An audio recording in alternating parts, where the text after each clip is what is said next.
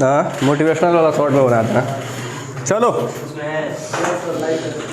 तो पहला हम लोग पढ़ लिए थे, इसमें इंजेक्शन भी समझ गया है, इनहेलेशन भी समझ गया है, स्वेलिंग भी समझ गया है, और स्किन कॉन्टैक्ट, ये सारी चीज़ें हम समझ गए। ये सब कोई मालूम चल गया ना, मतलब केमिकल कैसे बॉडी में जा सकता है। तो ये 4 प्रकार हैं, इंजेक्शन के थ्रू जा सकता है, इनहेलेशन के थ्रू जा सकता है, स्वेलिंग के थ्रू और स्किन कॉन्टैक्ट के थ्रू। अब नेक्स्ट आ जाओ। अब यहाँ पे दिया हुआ है, इसमें कुछ हजार्डियस केमिकल हैं, कुछ खतरनाक केमिकल जो प्लांट के अंदर आपको मिल जाएंगे। उसमें पहला नंबर है अमोनिया। अमोनिया ऐसी गैस है जिससे दम घुटने की सबसे ज़्यादा प्रॉब्लम होती है। सिंपल एस्पाइशन कह सकते हो, जिसमें उल्टी आना, मतौनी आना जिसको बोलते हैं, चक्कर आना जैसे हालत हो जाता है। ज़्यादा समय तक उसमें रहोगे तो बेहोश हो जाओगे, कुछ देर और रहे तो ऊपर भी निकल जाओगे। तो अमोनिया ख़तरनाक है। मैं इसमें भेज दूंगा अभी।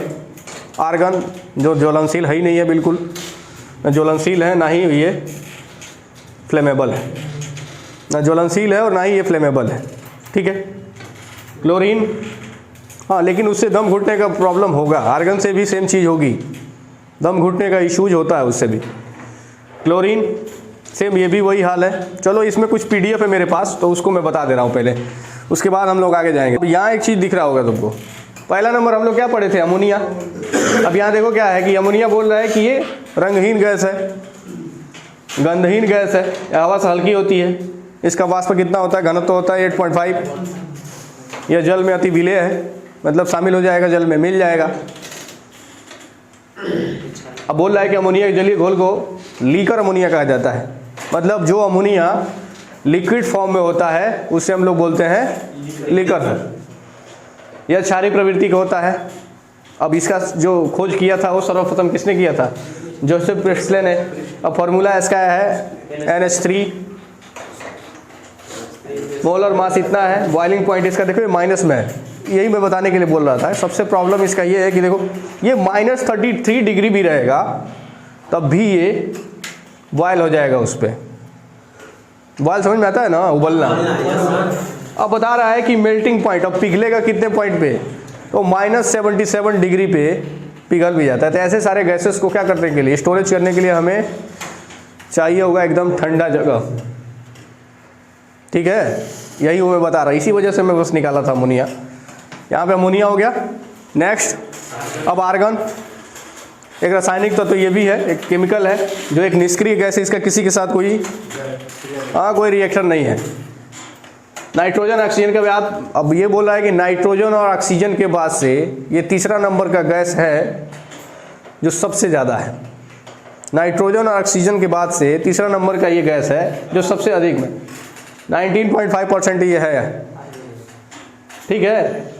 यह अगली सर्वाधिक मात्रा की गैस कार्बन डाइऑक्साइड से लगभग 33 गुना, सॉरी 33 नहीं 23, मतलब 23 गुना अधिक है। तो ये ज़्यादा है भाई। ऑक्सीजन और नाइट्रोजन के बाद से सबसे ज़्यादा आर्गन मिलेगा।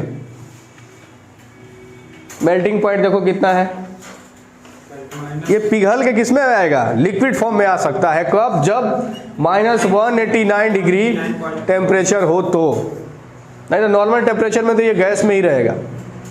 अभी फिलहाल जो टेम्परेचर है इस पे तो गैस में ही रहेगा वो। पता चल गया। ये बॉइलिंग पॉइंट उबलेगा कितने पे, 185 पे। ये 2-3 चीज़ें याद कर लेना। नेक्स्ट आ जाते हैं हम क्लोरीन। तो सेम वही चीज़ है, ये भी एक रासायनिक है, ये भी एक केमिकल ही है। अभी हमारा पढ़ाने की जरूरत नहीं है इसमें। अब यहाँ बोल रहा है कि साधारण रंगों में उपस्थित होती है और सागर के जल में घुले लवण में प्रचुर मात्रा में पाई जाती है। सामान्य तापमान और दाब पर क्लोरीन गैस के रूप में पाई जाती है। इसका प्रयोग तरलतालों को कीटाणु रहित बनाने के लिए किया जाता है। ज़्यादातर नमक से कह सकते हो कि नमक के जैसा ही रहता है। इसका भी वही चीज़ है। बॉइलिंग पॉइंट 34 है और मेटलिंग पॉइंट कितना है, 101 डिग्री है। वो भी माइनस में है। ये दोनों देख लो, माइनस में ही है। ऐसा ना समझ लेना कि भाई कि ये प्लस में कर दो इसको, फिर तो गैस में ही रहेगा, दिखने को मिलेगा ही नहीं। आगे आ जा रहा है हाइड्रोजन सल्फाइड। एक अकार्बनिक यौगिक है, रंगहीन गैस है, जिससे सड़े अंडे जैसा दुर्गंध आता है। देखो ये भी जान लो, अगर कहीं हाइड्रोजन सल्फाइड मिला मतलब सड़ा हुआ अंडा कैसे बदबू देता है। बहुत बकवास और बहुत हाँ वो होता होगा, कैसे भी लगता होगा, लेकिन जिस तरीके से वो बदबू है इसका भी वही है। यह वायु से नीली ज्वाला के साथ जलता है, वायु में नीली ज्वाला के साथ। कई जगहों पे हम लोग जलाते हैं तो नीला नीला जलता है, फ्लेम जो होता है वो येलो नहीं होके नीला फ्लेम हो जाता है। यह दुर्बल अम्ल है, यह अपचायक होने के कारण हैलोजन को हाइड्रो अम्ल में अपचयित करता है। यह लीड एसीटेट पेपर को काला कर देता है। यह सोडियम नाइट्रोक्लोराइड विलियम के साथ बैगनी रंग कर देता है, मतलब किसी किसी के साथ मिलाने पे इसका अलग अलग रिएक्शन हो रहा है। चलो इसका बॉइलिंग पॉइंट कितना है, -60 डिग्री। मेल्टिंग पॉइंट कितना है, 85 डिग्री। तो 3 चीज़ें याद कर देना, क्योंकि बॉइलिंग और मेल्टिंग पता रहेगा तो हम जान जाएंगे कि गैस एक्चुअल कब नुकसान पहुंचाएगी। ठीक है ना। नॉर्मल मान लो है सिचुएशन, इसमें तुमने आर्गन लेके आए तो ऑलरेडी गैस में रहेगी, लेकिन बर्फ़ में लेके चले जाओगे तो पता चलेगा वो, हाँ वो भी उतना माइनस होना चाहिए तब ना। और टेम्परेचर जब खूब ज़्यादा माइनस में होगा तब होगा। हाइड्रोजन सल्फाइड ये हो गया। आगे आ जाओ, सल्फ्यूरिक एसिड। अम्ल वही भाई, एसिड तो सब कोई जान ही रहा है क्या है, गंध काम्ल आवश्यक होता है। अतः ऐसा माना जाता है किसी देश द्वारा गंध काम्ल का उपयोग उस देश के औद्योगिकरण का सूचक है। गंध काम्ल के विपुल उपयोग वाले देश अधिक समृद्ध माने जाते हैं। मतलब सल्फ्यूरिक एसिड जो देश बना रहा है इसका कौन है मतलब है, ये सल्फ्यूरिक एसिड जो देश बना रहा है वो सबसे आगे है। वो देश सल्फ्यूरिक एसिड जो बना रहा है वो सबसे आगे है। और ये तो जानते ही भाई, सल्फ्यूरिक एसिड का किसी के बॉडी के ऊपर क्या इफेक्ट पड़ता है, तुरंत जल जाएगा आदमी। मैं कल नहीं मंडे को एक वीडियो दिखाऊंगा तुम लोगों को, गैस लीकेज में क्या इश्यूज होते हैं, किस तरीके से आदमी को नुकसान होता है और कैसे हमको उससे बचना है। पूरा वीडियो है हमारे पास, उसमें कई सारी चीज़ें हैं, जैसे एक्सीडेंट जो रोड के एक्सीडेंट होते हैं वो, प्लांट में हाइट वर्क के एक्सीडेंट होते हैं वो, कन्फाइंड स्पेस के अंदर सबसे ज़्यादा इश्यूज कौन कौन से हैं उसके, और नेक्स्ट वो गैस टेस्टिंग का, कहाँ पे कितना गैस है, कितना एलईएल होना चाहिए, कितना यूईएल होना चाहिए। तो वो अगर हम कंसंट्रेशंस पता नहीं करते हैं और कन्फाइंड स्पेस के अंदर कोई बंदा एंट्री कर जाता है तो डायरेक्टली वो मौत हो सकती है। और ये गैसेस ही कारण हैं उसके, क्योंकि ये ऑलरेडी तुम्हारा लिक्विड के रूप में है नहीं फिलहाल, जो भी नॉर्मल टेम्परेचर पे मिलेगा। मतलब किसी भी पाइप के अंदर अगर कोई माइनस में हमने, अब उसको हमने ठंडा करके रखा हुआ है, पाइप के अंदर अगर -डिग्री में चल रहा है कोई केमिकल, और उसको तुमको पता है कि अगर मान के चलो कि तुम्हारा ऊपर वाला ही है, चाहे इसी को, ये तो प्लस में है, ऊपर वाला ही हम ले लेते हैं। ऊपर वाला क्या था, अमोनिया को ही ले लेते हैं। अब अमोनिया किसी लाइन में जा रहा है, अगर गैस फॉर्म में है, बाहर निकलेगा, धीरे धीरे कॉन्सेंट्रेशन से एयर में मिक्सअप होगा, और जो भी लोग उसको सांस के जरिए, इनलेशन के जरिए अंदर खींचेंगे, उनको कहीं ना कहीं इशूज उससे होने लगेगा, बेहोशी होने लगेगी, अंधेरा छाने लगेगा, चक्कर आने लगेगा, भ्रम उत्पन्न होने लगेगा, और धीरे धीरे ऐसे करके क्या होगा, इवन डेथ तक हो सकता है। ये सारी चीज़ें हो सकती हैं। सल्फ्यूरिक एसिड, तो वो सारा वीडियो हम लोग एक बार दिखा देंगे, उसके अंदर जितने भी हज़ार्ड हैं जो कि काफ़ी गैस और फ्लेमेबल लिक्विड से मिलते जुलते हैं, तो वो सारी चीज़ें हम लोग कंप्लीट कर लेंगे। अब यहाँ H2S, अब इसका भी सेम वही चीज़ है, बॉइलिंग पॉइंट ये तो आगे है, प्लस में जा रहा है, 337 डिग्री सेल्सियस ये पिघलेगा, बॉयल होगा, सॉरी बॉयल होगा, उबलेगा, और मेल्टिंग कितने पे होगा, 10 डिग्री पे पिघल के एकदम नॉर्मल हो जाएगा। ध्यान से चीज़ इसको भी समझ लो। चलो, तो ये सारे प्लांट के अंदर बनते हैं। इतना ध्यान रख लो कि जितने भी हम लोग केमिकल अभी पढ़े हैं ये सारे खजार्डियस भी हैं, खतरनाक हैं, और प्लांट के अंदर ऑलरेडी मिलते भी हैं। सल्फ्यूरिक एसिड हर जगह मिलेगा, नाइट्रिक एसिड हर जगह मिलेगा, अमोनिया कई जगहों पे मिलता है, तो ये सारे चीज़ें मिलेंगे। आर्गन तो ऑलरेडी हम लोग जब बिल्डिंग करते हैं तो वो कंडीशन में तो यूज ही करते हैं, वो सिलेंडर मिलता ही है। नेक्स्ट, अब नाइट्रिक एसिड आ जाएगा। तो नाइट्रिक एसिड ये भी एक तरीके का एसिड ही है, अम्ल ही है। इसे का प्रोटीसोर, स्पिरिट ऑफ नाइटर भी कहते हैं। हाँ, वो तो साइट्रिक एसिड है नाइट्रिक अम्ल का ज्ञान था, जिसे वो एकाफाटिक नाम से पुकारते थे। प्रसिद्ध केमियागर जेवर ने नाइटर और ताम्र सल्फेट तथा फिटकरी के साथ अवशन से प्राप्त इसका वर्णन किया है। नाइट्रिक एसिड मतलब वो फिटकरी की बात कर रहा है। फिटकरी हम लोग केवल कहीं छिल गया कट गया तो उस चीज़ के लिए है। दाढ़ी उड़ी बनाने जाते हो तो काफ़ी लोग लगाते हैं लोग। प्लांट में वो फिटकरी बनाई जाती है कई जगहों पे, कई जगह हाँ क्लियर करने के लिए आता है फिटकरी से। देखो हम नहीं जानते थे, आज पता चल गया हमको। चलो तुमने बता दिया इसीलिए तो मान रहे हम भाई कि देखो हमको नहीं पता था लेकिन तुमको मालूम हो गया। इसका बॉइलिंग पॉइंट देखो कितना है 85 डिग्री सेल्सियस और मेल्टिंग पॉइंट कितना है -42 डिग्री सेल्सियस।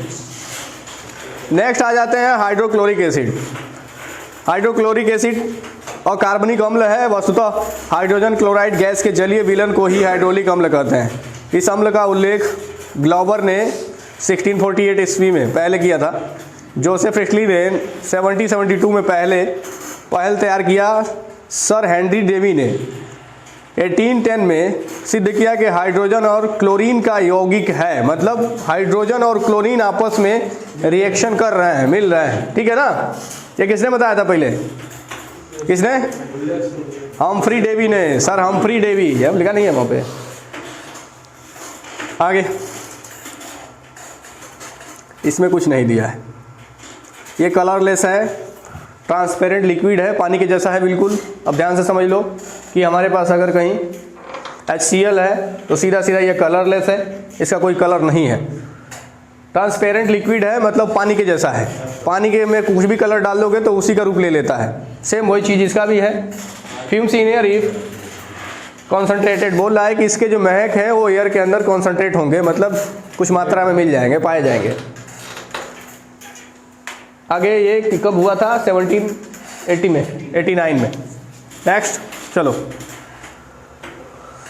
अब आ जाओ भी, कहाँ कौन सा था? Methyl isocyanide. मेथाइल आइसोसाइनाइड एक कार्बनिक यौगिक है। मेथाइल आइसोसाइनाइड यौगिक फोस्सिल एवं मिथाइल एमीन विलियम के संयोग से बनता है। इसका प्रयोग कार्बोनेट कीटनाशियों के उत्पादन के लिए किया जाता है। हाँ, ऑर्गेनिक कंपाउंड है ये, कलरलेस लिक्विड है ये भी, इसका भी कोई कलर नहीं है, एयर में जैसा है, पानी के जैसा है ये भी। मैं वही ना एक दिन कल बता रहा था कि बहुत सारे ऐसे केमिकल होते हैं तो बिल्कुल कलरलेस होते हैं। कलरलेस मतलब पानी के जैसा, पानी का भी कोई कलर नहीं है, तो सेम उसी के जैसे मिलेंगे। कहीं टपक गया, हाथ पे लग गया, सर पे लग गया, आँख में चला गया, पता नहीं चलता है। हाँ, लेकिन कुछ देर बाद हो सकता है 24 घंटे बाद पता चले, हो सकता है कई तो ऐसे हैं कि 72 आवर्स के बाद मालूम चलता है कि हाँ कुछ यहाँ पे हुआ है। तो बहुत सारे ऐसे केमिकल हैं। यहाँ पे भी इसका बॉइलिंग पॉइंट कितना है? 39 डिग्री और ये 75 है। मोलर मास है इसका। अब हम पढ़ाएंगे तुम लोगों को, ये तो नहीं कि मोलर मास क्या होता है, मास क्या होता है, प्रोटॉन न्यूट्रॉन क्या होते हैं, क्योंकि ये भाई ये सब तुम लोगों का क्लास था साइंस वाला, नहीं पढ़े तो अब क्या। आगे टोल्यून। अब ये जल विलेय द्रव है, ये भी पानी के साथ मिक्स हो जाता है। इसकी गंध पेंट के थिनर जैसी होती है। थिनर देखे हो ना, वो महकता भी है, तो इसका गंध सेम उसी का नाम है। इसका UPPAC नाम है मेथिल बेंजिलेंट नेल्ट। यह एरोमेटिक हाइड्रोकार्बन है। इसका उपयोग औद्योगिक विलायक और फीडस्टॉक के रूप में होता है। इसका भी मेल्टिंग पॉइंट है माइनस, बताओ ये तो 95 माइनस में है। हाँ, तो ये सारे खतरनाक केमिकल तुम लोग जान लो। और आगे कार्बन मोनोऑक्साइड रंगहीन और यह गैस हवा से हल्की होती है। हाँ, बोला है कि ऊंची सांद्रता में यह मनुष्य और जानवरों को के लिए विषाक्त होती है, मतलब अगर बहुत ज़्यादा मात्रा इसका है तो आदमी चाहे जानवर दोनों के लिए विष के समान है। विष के समान मतलब जहर के समान, खींचते एक साथ में आदमी निकल जाएगा। हालांकि कम मात्रा में कुछ सामान्य जैविक कार्यों के लिए उपयोगी साबित होती है। मतलब बोलते हैं कि हल्का फुल्का अगर कुछ ले रहा है, बहुत सारे डॉक्टर भी, अब नहीं बोलूँगा डॉक्टर की बात, दे देता है, लेकिन कुछ जगहों पे हल्का फुल्का ये दे भी जाता है कीटनाशक वगैरह मारने के लिए। लेकिन इसकी बड़ी मात्रा, मतलब काफ़ी ज़्यादा मात्रा लेने का मतलब कि ये विष के समान है, आदमी मर ही जाएगा। मेल्टिंग पॉइंट -205, बॉइलिंग पॉइंट 191.5 ये है इसका। तो अब ये समझ गए हम लोग। चलो फिर आ जाते हैं हम लोग यहाँ पे। अब इसमें जो सारी गैसेज हैं जो हमने उसमें पढ़ा दिया है, ठीक है ना, ये सारे गैसेस हमने बता दिया उसमें। वो भी PDF इसके साथ मैं अटैच करके भेज दूंगा ताकि तुम लोगों को ईजी हो जाए इसको समझने में। ठीक है, ये सारा गैस मिलेगा प्लांट में। हो सकता है कोई एक गैस हो तुम्हारे प्लांट में, हो सकता है 2 गैस हो इसमें। अब ये सारा एक साथ तो नहीं मिलेगा, लेकिन हो सकता है कि ये 2 मिल जाए, हो सकता है ये, अब जो एसिड बनाता है उसके पास ये दोनों मिलेगा, ठीक है, जो अल्काइली बना रहा है उसके पास भी ये मिल जाएगा। तो कुछ जगहों पे ये मिल जाएगा प्लांट के अंदर आपको। अब नेक्स्ट पॉइंट है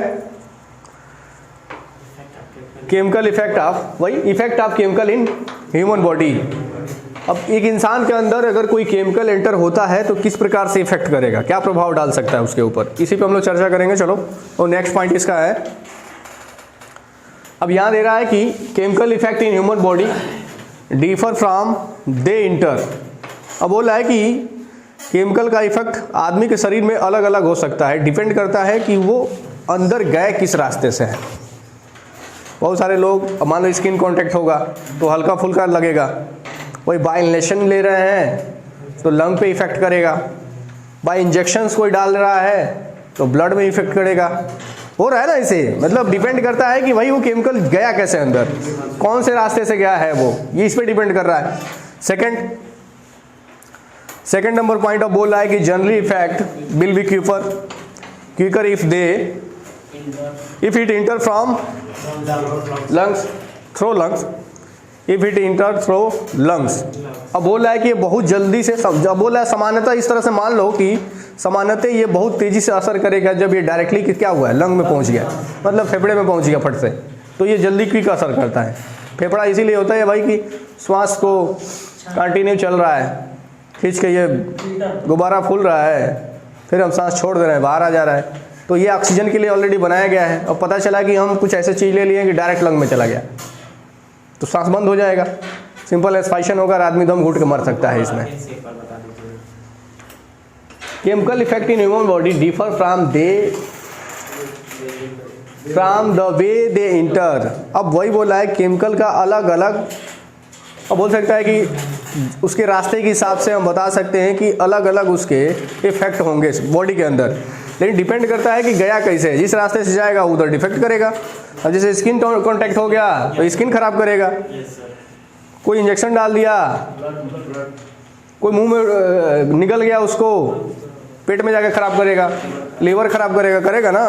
अब कोई धुआं जैसे खींच रहा है तो लंग खराब करेगा। तो अब जा कैसे रहा है उसके इफेक्ट अलग अलग होंगे, लेकिन पहले नंबर की वो कैसे जा रहा है ये ना देखना है हमको। अब पॉइंट नंबर तीसरा, अब बोल रहा है कि the exact information regarding chemical effect can be found details in MSDS। अब यहाँ पे कहने का मतलब है कि जो एग्जैक्ट इंफॉर्मेशन होगा किसी भी केमिकल का कि किससे अटैक हुआ है, किस तरीके का नुकसान पहुँचाया है, वो ज़्यादातर आपको उसके MSDS के अंदर मिल जाएगा। MSDS सबको पता है ना, मटेरियल सेफ्टी डेटा सीट, कल भी इस पर हम लोग डिस्कशन किए थे। मटेरियल सेफ्टी डेटा सीट, वो हर एक केमिकल का अलग अलग MSDS रहेगा। पॉइंट नंबर अब आ जाते हैं लेबलिंग ऑफ द केमिकल। अब यहाँ कि केमिकल को लेबलिंग करने की ज़रूरत क्यों है। एक्चुअल में हर एक सामान जो हम लोग मार्केट से लेके आते हैं वहाँ पे भी हर एक मटेरियल का एक लेबलिंग होता है। कुछ भी तुम लेके आओ, चिप्स, जितना अंदर वेराइटी नहीं रहता है उसमें, उससे ज़्यादा ससुरा उस पर लिखावट में पैसा बर्बाद हो जाता है। 4 तो अब 10 रुपये की चिप्स खरीदते हैं हम लोग, पता चलता है 10 उसमें गिन के मिल जाए, जिसको 10 मिल जाएगा वो तो धन्य हो जाएगा, भाई भाई बहुत अच्छी सामान मिल गया हमको, बहुत अच्छी। उससे ज़्यादा उसमें एयर है और उससे ज़्यादा उसके डिज़ाइन पे पैसा भोगा गया है। 10 रुपये का आलू लगा होगा उसमें, लेकिन मुझे लग रहा है कि 15 रुपये का वो प्रिंटिंग और प्लास्टिक भी लगा होगा उसके साथ पे। तो अब बताओ कि जितना सामान अंदर नहीं है उससे ज़्यादा तो खर्चा उसके बाहर हो रहा है ना। तो उसका भी लेबल तैयार किया जाता है, इसमें हमने साल्ट कितना परसेंटेज डाला है, कितना इसमें ब्लैक पेपर है, कितना इसमें बाकी और एसिड जो डालते हैं, इसमें प्रोटीन कितना है, कार्बोहाइड्रेट कितना है, कैलोरी कितना है, तो उसमें सारा लिखा रहता है। और उससे नुकसान क्या है ये नहीं लिखे रहते हैं। लेकिन अगर हम लेते हैं कहीं फेरोडॉन, कहीं ले लेते हैं सल्फास, कहीं हम ऐसे कुछ मटेरियल ले रहे हैं जो कि जिससे आदमी को नुकसान हो सकता है, उसके ऊपर सीधा सीधा क्वेश्चंस लिखा होता है, पीछे लिखा रहता है, वार्निंग लिखा रहता है, उस पर लिखा रहता है कि भाई नंगे हाथों से न छुएं, बच्चों से दूर रखें। बहुत सारे ऐसे दवा हैं जो तुम लोग मुंह पे भी लगाते हो, उस पर डायरेक्टली लिखा है कि कीप इट फ्रॉम चिल्ड्रेन से दूर रखो। बहुत ऐसे दवाई है लेके आते हो, तुम लोग खुदे खाते होगे, हाँ, बहुत सारे ऐसे दवा हैं जो कि बच्चों से दूर रखने थे। वो क्वाइल लेके आते हो, वो भी कहता है कि बच्चों से दूर रखो इसको। मॉर्टिन लेके आते हो स्प्रे वाला, उसमें भी फ्लेमेबल लिक्विड्स होता है, मारो फट से आग लग जाएगा उसमें भी। ठीक है ना, वही नहीं कि मम्मी जी बैठ के खाना बना रही हैं वहीं पे बगल में, और देख रहे कि मम्मी जी को मच्छर परेशान कर रहा है, पहुंच गए तुम लेके वो मार्टिन का लेके चले गए काला हीट, मारा जैसे ही गैस पूरा मच्छर के साथ साथ उनको भी मार डालोगे तुम। इसलिए ये सब चीज़ जनरल नॉलेज है कि जितने भी ये मार्टिन है, काला हीट आता है, ये सारे चीज़ों के अंदर गैसेस हैं, उसमें भी आग लग जाएगी, तो ध्यान से उसको अलग रखना। अब यहाँ पे several type of the chemicals are use in industries such as flammables, corrosive and toxic chemical. It has to be clearly identified by proper labeling. अब बोल रहा है कि बहुत सारे प्रकार के केमिकल इंडस्ट्रीज के अंदर यूज होते हैं, बहुत प्रकार के अलग अलग केमिकल होते हैं। अब जिसके अंदर शामिल है इस प्रकार है, कौन सा पहला? फ्लेमेबल है, मतलब ज्वलनशील है, संचारी है। क्रोशिव मतलब वो संचारी, क्रोशिव मतलब वो डायरेक्ट एसिड वाला अटैक, एसिड अटैक समझ रहे हो ना? किसी के मुंह पे फेंका, अंदर स्पोर्ट, कहानी खत्म, फॉट से असर हुआ वो, मतलब इमीडिएटली अगर तुरंत असर हो रहा है क्रोशिव में हो गया। और वही टॉक्सिक केमिकल जो विषैला हो, भाई इनलेशन के जरिए हम खींच के अंदर लेके गए और हवा पिछवाड़ा से निकल गया, वही ना होगा। इधर से अंदर खींचे और हवा निकल ही नहीं पाएगी, अंदर अंदर दम घुट के मर जाएगा आदमी, तो वो टॉक्सिक के अंदर आएगा। अब it has to be clearly identified by proper labelling, ये जो भी होगा इसको प्रॉपर लेबलिंग के द्वारा आइडेंटिफाई किया जाएगा। ठीक है ना, कुछ भी लेके आ रहे हो प्लांट के अंदर, चाहे कोई केमिकल है तो उसके ऊपर डायरेक्टली लिखा रहेगा। बहुत सारे ऐसे प्लांट के अंदर हम लोग जाते थे, हम लोग एक प्लांट के अंदर हम काम किए थे, जनरल मोटर, और जनरल मोटर तलेगांव शेवरलेट गाड़ी बनाता है। प्लांट के अंदर जो भी हम ड्रिंकिंग बोतल लेके जाते हैं पानी पीने के लिए, आप कोई भी बोतल से पानी नहीं पी सकते हो, वहाँ पे ऐसा सिस्टम था। वहाँ पे ऐसा है कि जो भी पानी का बोतल आप लेके जा रहे हो उस पर लिखा होना चाहिए, उस पर एक लेबलिंग होना चाहिए कि ड्रिंकिंग वाटर, उस पर लिखा होना चाहिए। अभी नहीं स्प्राइट का बोतल लेके हम चले गए, उस पर कुछ लिखा ही नहीं, हमने खुद नहीं लिखा है पीने वाला है। तो वहाँ पे बहुत सारे ऐसे बोतल हैं जिसके अंदर अदर केमिकल है, थिनर है, कुछ अलग रखा हुआ है, सेम पानी के जैसा दिख रहा है वो भी। किसी को बहुत ज़्यादा भूख लगी है, प्यास लगा है, प्लांट में धूप बहुत होती है, और धूप में कोई तड़फड़ा रहा है, पता चला उसको कि प्यास लगा, देखा उधर पानी का बोतल पड़ा है, और वो एक्चुअली पानी हो नहीं, पानी था नहीं, और जैसे आया ढक्कन खोला, फट से मुंह में ले लिया। पानी तो पी लेगा, बाद में उसको भी पानी निकल जाएगा। तो ऐसे चांसेस की वजह से बहुत सारी कंपनियां क्या करती हैं, डायरेक्टली लिख देती हैं कि पानी, कई जगहों पे तो अलाउ हुए नहीं है बोतल, आप जाओगे डायरेक्टली वहाँ पे ड्रिंकिंग वाटर का एक जोन बना है, आप जाइए, गिलास लगाए, वहाँ पे आराम से पानी पीजिए, आप पानी लेके जा नहीं सकते। अरे यार तुम समझे नहीं, पानी पी लिया मैं, खूब तेज भूख लगा है, महको कैसे? देख रहे हो भाई प्यास से मर रहा है, तो महकने नहीं जाओगे। ऐसे ढक्कन खोला, पता चला कि गया, अब वो अंदर एसिड है, जाते जाते पूरा नीचे से निकल जाएगा। तो कुछ लोग महकते हैं, मान लो तुम भी कुछ जाते हो देखने के लिए, तो पहले कहीं खाना खिलाया जा रहा है, बैठे हो 4-5 लोग खाने के लिए, तो उसमें क्या है, किसी को पूछोगे क्या है भाई क्या बना है, आएगा तुरंत खाओगे, खाइबे ना करोगे, खाओगे कि नहीं? अब भूख तेज, हमको प्यास लगी है, तो मैं थोड़े देखूंगा, अब देखने सामने से दिख रहा है पानी है, तो मैं जाऊँगा जांच करने के लिए, निकालो इसको, ऐसे नहीं कर पाएंगे हम लोग। चलो नेक्स्ट, अब आगे चले जाते हैं। अब लेबलिंग ऑफ केमिकल के अंदर पहला नंबर है properly label all chemical in full English name, क्योंकि इंग्लिश ऐसा है कि जो कॉमन लैंग्वेज है, यूके का बना हुआ मटेरियल हम आराम से देख के बता देंगे कि हाँ ये क्या है, क्योंकि हम इंग्लिश जान रहे हैं और काफ़ी लोग जानते हैं, इस वजह से कॉमन लैंग्वेज किया गया है। तो जितने भी लेबल होंगे केमिकल के वो प्रॉपर इंग्लिश में होने चाहिए। दूसरा number, don't include any chemicals symbol or structures, किसी भी केमिकल का इसमें सिंबल नहीं डालना है और ना ही उसके स्ट्रक्चर डालने हैं, ये भी नहीं रहेगा। अब आगे, always include emergency planning and procedure preparedness, हमेशा इसके अंदर क्या शामिल रहेगा, इमरजेंसी प्लानिंग, इन केस इस केमिकल से इमरजेंसी हो गया, कुछ बाई चांस आग लग गया, फर्स्ट एड हो गया, किसी को नुकसान हो गया, तो प्रिपेयरनेस हमको पहले डालना रहेगा कि हम करेंगे क्या इसके बाद, इनकेस कुछ हुआ तो करेंगे क्या। जैसे मान लो कि तुम जानते हो कि केमिकल मान लो हाथ पे गिर गया तो पानी से धोना है, वही अगर अंदर खींच लिए हम, मुंह में ले लिए और उससे इरिटेशन का प्रॉब्लम होने लगा, खुजली होने लगा, तो क्या करेंगे? तो सारे इसके अंदर लेबलिंग में लिख जाएंगे। दवा लेके आते हो ना, उसमें क्वेश्चन भी लिखा रहता है, लिखा रहता है कि नहीं? वो पढ़ना करो कभी कभी। Next include physical, chemical and reactivity hazard associated with chemical. अब इसके साथ क्या क्या रहेगा? इसके साथ शारीरिक खतरे, केमिकल और रिएक्टिविटी हजार्ड, किसी के साथ किसी का रिएक्शन हो गया, उससे क्या निष्कर्ष निकलेगा, उससे क्या हो सकता है लोगों को, ये साथ में रहेगा।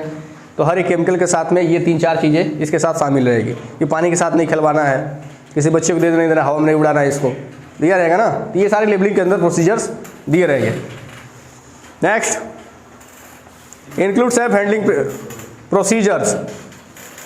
अब इसके साथ में सेफ हैंडलिंग प्रोसीजर भी रहेगा कि कहाँ रखना है, कैसे लेके जाना है, किन हालातों में छोड़ देना है, किन हालातों में नहीं छोड़ना है, ये सारी चीज़ें इसके अंदर शामिल रहेगी। Next PPEs required to be handle the chemical. जब भी हम किसी केमिकल को हैंडल करते हैं उस समय पीपीज जरूरी होगा। पीपीज मतलब पर्सनल प्रोटेक्टिव इक्विपमेंट, वो हर एक काम करने के लिए चाहिए होता है। जब भी हम प्लांट के अंदर जाओगे, अगर प्रोजेक्ट के अंदर कोई जाता है उसमें, तो प्रोजेक्ट के अंदर जाहिर सी बात है कि इंटर करेंगे तो उससे पहले ही सारा पीपी चाहिए होता है, लेकिन अलग अलग क्राइटेरिया है उसके। अब तुम सिविल के अंदर जाओ और वहाँ पे तुम नाइट्रेट का पहन लो हेलमेट, ये तुम्हारा हैंड ग्लोव्स, वहाँ पे तुम एप्रॉन सूट पहन लो, वहाँ पे तुम बॉयलर सूट पहन लो, वहाँ पे तुम हीट रेजिडेंट सूट पहन लो। तो मेरे हिसाब से वो पीपीज वहाँ के लिए तो है नहीं। हर एक एक्टिविटी के अलग अलग पीपीज है। अब जो कन्फाइंड स्पेस के अंदर हम पीपीज यूज करते हैं वो हम हाइट वर्क पे तो कर नहीं सकते हैं, तो सबके अलग अलग एक्टिविटीज़ के हिसाब से पीपीज को मॉडल किया गया है। सेम वही चीज़ है यहाँ पे। केमिकल अगर हम हैंडल करने जा रहे हैं, छूने जा रहे हैं, तो उससे पहले हैंड ग्लोव्स पहनते हैं। डॉक्टर देखियो ना, कभी ऑपरेशन करता है तो नंगे हाथ से नहीं करता है। एक बाल भी अगर तुम्हारा उसके अंदर चला गया तो बॉडी वहाँ पे कैंसर स्टार्ट कर देगी, बना देगी, घाव बनना चालू हो जाएगा और वो कब किस रूप में बदल जाएगा पता नहीं चलता है। तो दोनों चीज़ें कवर करनी होती है। बाल, इसीलिए डॉक्टर बोलते हैं कि दाढ़ी वाला हमको डॉक्टर नहीं चाहिए, हमको एकदम फ्रेश चिकना चाहिए, कि दाढ़ी नहीं होना चाहिए, मूंछ नहीं होना चाहिए। डॉक्टर को कभी देखते हो ऐसे? तो देखते हो डॉक्टर को खूब इतना लंबा लंबा केजीएफ जैसे दाढ़ी रखा हुआ है। और वो बात की बात है, तुम हो जाना तो टकला हो जाना, वो बाल रखते हैं लोग, लेकिन उसके लिए कवर किया जाता है। तो ये ध्यान रख लेना। आगे नेक्स्ट चलते हैं। अब इमरजेंसी प्रोसीजर फॉर केमिकल। अब कुछ इमरजेंसी प्रक्रिया, जब इनकेस इमरजेंसी हो जाता है तो मुझे करना क्या है, चाहे तुमको क्या करना होगा। तो पहला नंबर इवैक्यूएट मतलब होता है, क्या करना होता है? जगह खाली कराओ। मान लो किसी प्लांट के अंदर हम हैं, ठीक है, इनकेस पता चला कि कहीं से लीकेज हो गया, कहीं से स्पीलेज हो गया, बहने लगा केमिकल, लीकेज हो रहा है, टप टप टप बहुत ज़्यादा काफ़ी हो रहा है। तो सबसे पहला काम होगा ये कि जितने वर्कर वहाँ पे काम कर रहे हैं सबको वहाँ से हटा दो। जितना हो सके, जितना इमीडिएटली हो सके वो जगह हमें खाली करवाना है। तुरंत खाली कराओ जगह, क्योंकि जब भीड़ लगी रहेगी, क्राउड रहेगा वहाँ पे, तो चांसेस है कि कुछ आदमी इस कॉन्टैक्ट में आ जाएगा। इस वजह से हमें पहले इवैक्यूएट कराना है, जगह को इवैक्यूएट करा देना है, खाली करा देना है। दूसरा नंबर की जो विक्टिम मुझसे फंसा हुआ है, जो विक्टिम को केमिकल टचअप कर गया, उसको फर्स्ट एड देना है। वो भी फर्स्ट एड कौन देगा? जो ट्रेंड होगा वो। अब ये नहीं कि हमको तो कुछ आता ही नहीं है और हम चले गए उसके साथ में, तो जैसे हम पहुंचेंगे हम दूसरे विक्टिम बनेंगे, हम सेकंड नंबर वो पर्सन हो जाएंगे जो फिर से फर्स्ट एड की ज़रूरत हमको पड़ जाएगी। इसलिए ट्रेंड पर्सन ही रेस्क्यू करेगा, ट्रेंड पर्सन ही फर्स्ट एड करेगा। हम बस ये कर सकते हैं कि जगह खाली करवा देंगे, इवैक्यूएट करवा सकते हैं। जहाँ तक उस केमिकल का असर है उससे हमको कम से कम 50 मीटर आगे तक पूरे जगह को खाली करवा देना है, फर्स्ट एड दिलवाना है। सेकंड नंबर है आइसोलेट, किनारे कर देना है। जो भी जगह पे इस तरीके का वारदात हुआ है, इंसिडेंट हुआ है, एक्सीडेंट हुआ है, उस जगह को हम चारों साइड से बैरिकेशन करवा देंगे ताकि कोई भी बंदा उसके अंदर एंटर ना हो। सेकंड नंबर है रिपोर्ट करेंगे। टाइम टू टाइम मुझे रिपोर्ट भी करना होगा कि इसकी प्रोसेस कैसा चल रहा है, कंडीशन क्या है इसका, क्या ये और बड़ा रूप ले रहा है या फिर जहाँ पे है वो स्टेबल है वहाँ पे। रिपोर्ट नहीं करोगे, तुम वहाँ पूरा घेराबंदी कर लिए, आइसोलेट कर दिए, उसके बाद से तुम फरार घर चले गए, धीरे धीरे वो बढ़ता जाएगा। तो रिपोर्ट करोगे हर टाइम टू टाइम कि ऐसा ऐसा चल रहा है, तभी तो कोई इसके ऊपर एक्शन लेगा। अब हम ही जान रहे हैं कि हाँ यहाँ पे कुछ हुआ है, अगले को पता ही नहीं है। लेकिन प्लांट में अगर छोटा सा भी आग लग गई ना तो सारे प्लांट वाले को पता चल जाएगा कि यहाँ पे कुछ तो हुआ है। और आग भले छोटा है लेकिन उस टाइम लगेगा कितना भयंकर आग लग गया है। जो गन्ने का खेत जल रहा था कल, हम लोग ये पढ़े हैं कि फायर के चैन को हम अगर नॉर्मल आग रहती है तो ब्रेक कर सकते हो, लेकिन वही आग अगर बहुत बड़ी हो गई तो फिर वहाँ से भागना ही एक सॉल्यूशन होता है। NFPA डायरेक्टली बोलता है कि अगर आग की सिचुएशंस कंट्रोल से बाहर है तो फर्स्ट पर्सन को ये करना चाहिए कि पहले खुद की जान बचाए। खुद की जान अगर सही है, बच गई है, तब ट्राई करे वो दूसरे को बचाने की। और कल के हालात के हिसाब से तुम जो देखे थे, कल वीडियो देखा था ना ग्रुप में अंदर, तो जिस हिसाब से वो एक्चुअली लग रहा था गन्ने को बांधा गया चारों साइड से, उठा उठा के बांधा गया था। सर, वो उठा के बांधा गया था। सर, हाँ। उस आग को कैसे कंट्रोल कर सकते हैं? अगर पानी नहीं आ पाता है तो पानी नहीं आता था, कोई कंट्रोल नहीं। सर, उसको मतलब कुछ दूरी पे ले जाकर ट्रैक्टर से उसको ब्रेक करना है तो फ्यूल को हटाओ वहाँ से, वही ना, या तो फ्यूल हटाओ या तो तुम कूलिंग करो। हटाने के लिए अंदर घुसे सब गन्ना काट रहे हैं सब, लेकिन आग उतना ही तेज आ रहा है। अरे तो विपरीत था ना वो। अब बताइए, मान लीजिए आग इधर ही से बह रही है और हमको सिखाया जाता है ये कि कभी भी क्या करना है, आग के विपरीत भागना है। Yes sir. अब इधर से आग चल रही है और हम यहीं पे आगे बैठ के काटेंगे तो जाहिर सी बात है हमको आएगा। तो कुछ डिस्टेंस और लेना चाहिए, उसको कम से कम दूरी बढ़ा के लेना चाहिए ताकि हम काटते अगर जाएं तो वहां तक आते आते आग बंद हो जाए। अब यहाँ तक आग पहुंच गया, मैं यहीं काटना चालू कर दूंगा तो भागना ही पड़ेगा हमको भागना ही पड़ेगा। और प्रॉब्लम दूसरा उसमें सबसे बड़ा चीज था वो कि वो जो गन्ने को उठा के बांधा गया है वही सेम चीज जलाने का सबसे ज्यादा रीजन है, क्योंकि उसको स्पेस मिल रहा है और एयर उसमें जा रहा है। जब सप्लाई उसमें कंटिन्यू चलेगा तब तो ढूंढते जाएगा। और वाकई हुआ वैसा, मतलब जिसका था उसका इधर ही गन्ना पेरा गया सब। हाँ, तो यहाँ हो गया ना, रिपोर्ट तक आगे सिक्योर कर देना है, सुरक्षित करना है उस जगह को। आइसोलेट रिपोर्ट करने के बाद से हम ये चाहेंगे कि वो जगह सुरक्षित हो सके। सुरक्षित होने का मतलब क्या, चारों साइड से बैरिकेड कर दिया, जितने भी केमिकल स्पेल हुए हैं, फैले हुए हैं, अगर नीचे फ्लोर पे बह गया है कोई तो उसको हम 10% के द्वारा क्लीनिंग करवाएंगे। खुद नहीं करना है, ये मत सोचो कि तुम खुद लेके आओ और पोछा उछा लेके मारने लगो उस पर, तो खुद नहीं करवाना है। उसका एक अलग टीम आता है, वो टीम आएगा, खुद सफाई करेगा, उसके बाद जाएगा। आगे रिस्पॉन्स भी देते रहना है उस पर। ये सारी चीज़ें करने के बाद सबको बताना भी है कि हाँ इस तरीके का हालात उत्पन्न हुआ है और एक छोटी सी कारण की वजह से। तो नेक्स्ट टाइम इन फ्यूचर ये सारी चीज़ें ना हो, इसके लिए हमें ये 4-5 चीज़ों को 6 चीज़ों को ध्यान देना है। ये इमरजेंसी के ही होता है। जब इमरजेंसी होगा, मान लो कहीं छोटा सा आग लग गया है तो सब भाग के किनार। प्लांट के अंदर एक हल्का सा भी आग लगती है ना, और एक बार जब वर्कर भागा पूरे क्लाइंट को पता चल जाएगा कि हुआ क्या था। अब छोटा सा आग को एकदम खींच कर लंबा कर देंगे सब। अब जो इतना बड़ा गन्ना खेत जल गया है उसका कोई रिस्पॉन्स नहीं है, लेकिन एक छोटी सी आग अगर प्लांट के अंदर लग गई, अगर वहाँ से 10-15 वर्कर भाग गए तो सेफ्टी वाले का तो खटिया खड़ा होगा, अलगे जितने लोग हैं वो सबको क्लास लिया जाएगा। तो छोटी बातों को बहुत काफ़ी हाईलाइट हो जाता है लोग। अब बहुत बड़ा चीज़ होगा ना प्लांट में तो उतना हाईलाइट नहीं होता है। कोई बहुत बड़ा हो गया है, कोई प्लांट में ढह गया है, उतना हाईलाइट नहीं होगा। लेकिन प्लांट के अंदर एक छोटी सी गलती अगर हो गई और उससे लग रहा है कि नहीं इसका नुकसान काफ़ी ज़्यादा होने वाला है, तो समझ लेना कि तुम्हारा भी कार्यक्रम शुरू हो जाएगा। अब यहाँ इवैक्यूएट पहला नंबर वही चीज़ें दे दिया है। कितना टाइम हो रहा है जी? अभी 12 ही बज रहा है बस। चलो इवैक्यूएट में आ जाते हैं। पहला नंबर ये तो हम पढ़ा दिए हैं, बस थोड़ा थोड़ा बता दे रहा हूँ इसके अंदर। As you live in area involve in the chemical spill, assist peoples exciting the area, never enter a chemical spill where you may place your health in this collision for assistance. अरे emergency contact number, ठीक है ना, emergency contact number पे phone करना है।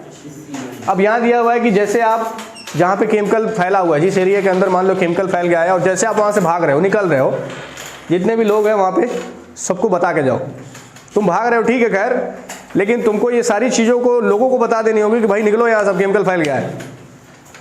अब बोल रहा है कि never enter chemical sphere area where you may place your health in risk. बोल रहा है कि दोबारा उस जगह पे नहीं आना, नहीं तो आप खुद की ज़िंदगी को खतरे में डालोगे। एक तो फैला हुआ है, जान रहे हो कि फैल गया है, दोबारा हम किसी और के लिए आ गए। वो तो फंसा है भाई, वो तो ऑलरेडी जा रहा है, उसका टिकट कट गया है। लेकिन आप जैसे जाओगे आपका भी टिकट बनना शुरू हो जाएगा, हो सकता है उसके साथ आपका भी टिकट काट ले वो। तो इमरजेंसी नंबर पे कांटेक्ट करो और बताओ कि ऐसे ऐसे प्रॉब्लम हो रहा है, तो वो आके अपना हैंडल कर लेंगे। हम जो चीज़ नहीं जानते हैं उसके अंदर इन्वॉल्व नहीं होना है, ठीक है। Next, evacuate person from the spill area. आदमियों को जहाँ पे केमिकल स्पिल हुआ है, फैला हुआ है, वहाँ से हटा देना है। दूसरा है shut off the equipment as you leave the area. जितने भी इक्विपमेंट से तुम काम कर रहे हो वो सारे इक्विपमेंट को बंद कर दो जब भी तुम एरिया को छोड़ रहे हो, जब वो जगह छोड़ रहे हो उससे पहले। अभी नहीं कि बहुत सारे लोग ऐसे हैं कि प्लांट के अंदर आग लग गई है, चिल्लाना लगे, स्टार्ट कर दिए, एक बेचारा एकदम ऊपर खड़ा हुआ है, सेफ्टी बेल्ट के खड़ा हुआ है, तब उसको छोड़ कर सब भाग गए सब। और क्या करेगा वो? तो वही करेगा कि ऊपर प्लांट से कूद जाएगा। ये नहीं कर सकता है, उसके पास कोई उपाय नहीं है। वो क्या समझ रहा है कि नीचे हो क्या रहा है, उसको नहीं मालूम है। उसको बस इतना जानना है कि सब कोई भागा तो हमको भी भागना है। अब कोई बूम लिफ्टर पे है, हम लोग काम कर रहे थे, छोटा सा आग लग गया, तो हम लोग नीचे फर्स्ट फ्लोर के अंदर हैं, और जैसे थर्ड फ्लोर पे आग लगा हुआ है, ऊपर से आदमी ऐसे भगा जैसे लगा हो कि अभी सिलेंडर फट गया, और आग मात्र उसके होज के अंदर लगा हुआ है।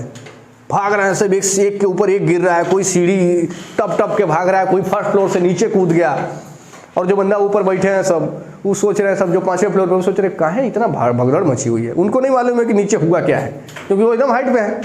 हम लोग ऊपर से नीचे से ऊपर की तरफ जा रहे हैं कि एक्चुअली हुआ क्या है, कैसे लग गया है। उसमें से 3-4 ऐसे थे सब कि दूसरे फ्लोरवा से नीचे कूद गए। एक आदमी का पैर टूट गया यहाँ से, एक आदमी का हाथ टूट गया, एक आदमी का सरिया घुस गया पैरवे में, और कुछ नहीं था। आग मात्र छोटी सी थी, और वहीं का एक रीगर आके बंद किया। फीटर तो छोड़ के भाग गया था, जो काट रहा था वो छोड़ के भाग गया था। एक रीगर आके वो पूरा वाल बंद कर दिया फट से। हम लोग पहुंच रहे हैं तो बोला अरे सर कुछ नहीं था, ये फौज में आग लग गया था, सब भाग गया सब यहाँ से। तो आग वही बोल रहा है ना कि छोटी होती है, छोटी रहेगी तो कंट्रोल हो जाएगा, बहुत बड़ा रूप ले लेगा तो कंट्रोल करना मुश्किल हो जाएगा। सर गैस कटिंग में 2 नोजल होते हैं, तो दोनों गैस एक ही बार स्टार्ट किया जाता ना मुन्ना ना, एक होता है ऑक्सीजन का और एक होता है एसिटिलीन का, दोनों एक ही साथ चलता है। तो पहले मतलब आग को पकड़ाने के लिए ना, पहले एसिटिलीन छोड़ा जाता है आग को पकड़वाने के लिए, फिर बाद में उसको सपोर्टिंग दिया जाता है ऑक्सीजन से, काटने में आसान नहीं है। उसको प्रेशर दिया जाता है। तो प्रेशर दिया जाता है, मेटल को काट डालो। मेटल को काटने का यही तो प्रोसीजर है। केवल सिंपल अगर एक गैस में तुम चाहो कि काट देना, नॉर्मल प्रेशर पे, एयर का मान लीजिए नॉर्मल प्रेशर है ना, हम लोग जहाँ खड़े हैं, अब इस नॉर्मल प्रेशर पे तुम कितना भी गैस दे दो कोई नहीं काट पाओगे जब तक तुम प्रेशर ऑक्सीजन के बढ़ाओगे नहीं। तो अब यहाँ क्या होता है? हाँ ऑक्सीजन तो है ही है। नेक्स्ट है direct personal to nearest fire exit, do not use elevators. बोला है कि जितना हो सके नज़दीकी हमको एग्जिट जोन में भागना है, जहाँ से हम निकल सके बाहर, इमरजेंसी एग्जिट। हाँ, आदमी को बोलो कि डायरेक्ट वो एग्जिट हो जाए, बाहर हो जाए। कभी भी एलिवेटर का प्रयोग नहीं करना है। एलिवेटर मतलब लिफ्ट का प्रयोग नहीं करना है, क्योंकि इमरजेंसी में मान लो कहीं केमिकल सेटअप हुआ है, कोई पावर सप्लाई बंद कर दिया, बीच एलिवेटर में फंस गए तुम, अंदर लिफ्ट में फंसे हुए हो, एक तो ऑक्सीजन नहीं मिलेगा तो मर जाओगे, अब फंस जाओगे, फंसे रहोगे उसमें, पता चलो घर चले गए छोड़ के, उसी में तुम चिल्ला रहे हो, अगले दिन आओगे तो निकलोगे तो निकालेंगे, लाश बाहर आएगा। तो प्लांट के अंदर कभी भी जो एलिवेटर लगाए जाते हैं उसमें केवल मटेरियल को ऊपर नीचे करने के लिए होता है, मेन को कभी नहीं अलाउ है, क्योंकि वो मशीन कभी भी डिस्ट्रैक्ट हो सकती है और आदमी रहेगा तो अब जानते ही हो आदमी की कीमत कितना है, कितना कीमत है एक इंसान का।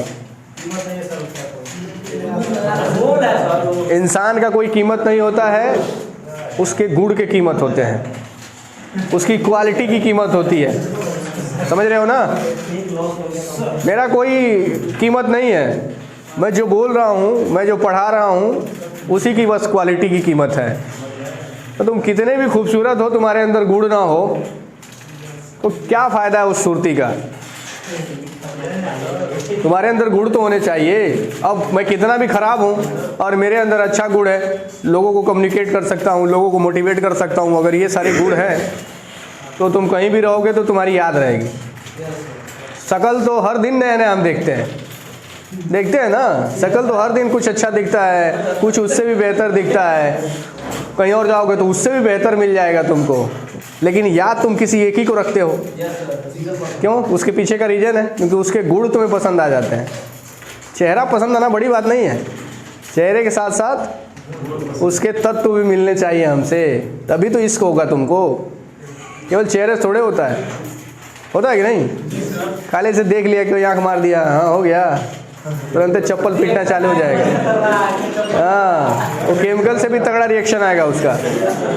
लेकिन हाँ, अगर तुमको पर्सनली वो बंदा जान रहा है, मिल रहा है, तुमसे बात हो रही है, तो दिमाग में कहीं ना कहीं थिंकिंग आएगा कि चलो यार इसके बारे में कुछ पता करते हैं। और आजकल बायोडाटा बिना देखे आपसे कोई बिना बायोडाटा देखे तुमसे कोई प्रपोज नहीं कर पाएगा।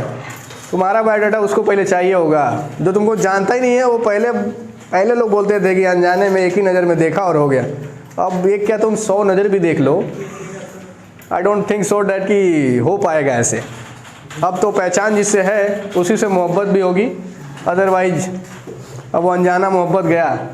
Next, attend to victims. अगर मान लो कि कोई बंदा एक्चुअली में वहाँ फंस गया है तो उसको अटेंड भी करना है, हाँ, लेकिन ये ध्यान रखते हुए कि केमिकल वहाँ पे हो ना, तब उसको अटेंड करना। ऐसा नहीं कि वो बेचारा जूझ रहा है खुद है और उसमें चले गए तुम, या फिर जा रहे हो तो पर्सनल पीपी लेके जाओ।